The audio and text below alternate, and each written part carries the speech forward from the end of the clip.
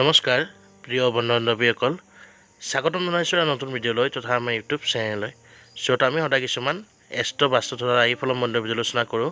বলক তেন্তে জৰুৰত জানি লওঁ 30 এপ্ৰিল সূৰ্যগ্ৰহণৰ দিনা আপুনি কোনবোৰ ভুল কৰা উচিত নহয়।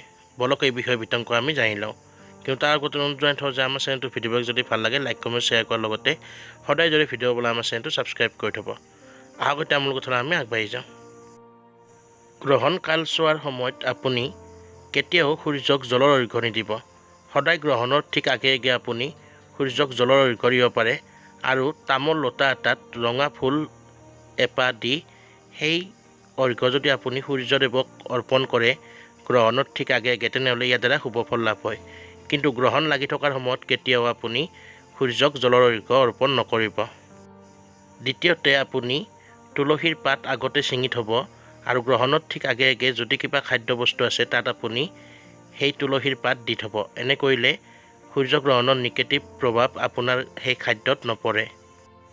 তৃতীয়তে সদায় গ্ৰহণৰ সময়ছোৱা মন্দিৰ আদি ঢাকি থ'ব বা মন্দিৰৰ ভগৱানৰ মূৰ্তিবোৰ ঢাকি থ'ব লাগে আৰু মন্দিৰৰ দুৱাৰ বন্ধ কৰি থ'ব লাগে।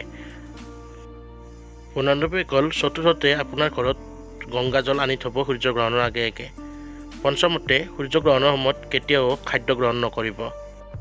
ষষ্ঠতে গ্ৰহণৰ সময়ত পূজা আদি নকৰিব। সপ্তমতে গ্ৰহণৰ ঠিক আগে আগে আপুনি যদি গ্ৰহণৰ পিছত দান কৰি কিবা পুণ্য লাভ কৰিম বুলি বস্তু আনি থৈছে তেনেহ'লে শুভ ফল লাভ হ'ব।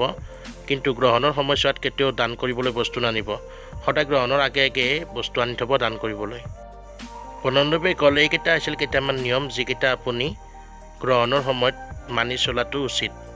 কাৰণ ইয়াৰ দ্বাৰা আপোনাৰ ঘৰখনত নিগেটিভ এনাৰ্জি নপৰে আৰু আপোনাৰ ঘৰখন নিগেটিভ এনাৰ্জিৰ পৰা দূৰত থাকে, অৰ্থাৎ আপোনাৰ ঘৰখন শান্ত হৈ থাকে তথা সুখ সমৃদ্ধিৰে ভৰি থাকে। গতিকে এই ভুলবোৰ কেতিয়াও নকৰিব। যদি ভিডিঅ'টো ভাল লাগিল লাইক কমেণ্ট শ্বেয়াৰ কৰাৰ লগতে সদায় যদি ভিডিঅ' পাবলৈ আমাৰ চেনেলটো ছাবস্ক্ৰাইব কৰি থ'ব। ধন্যবাদ।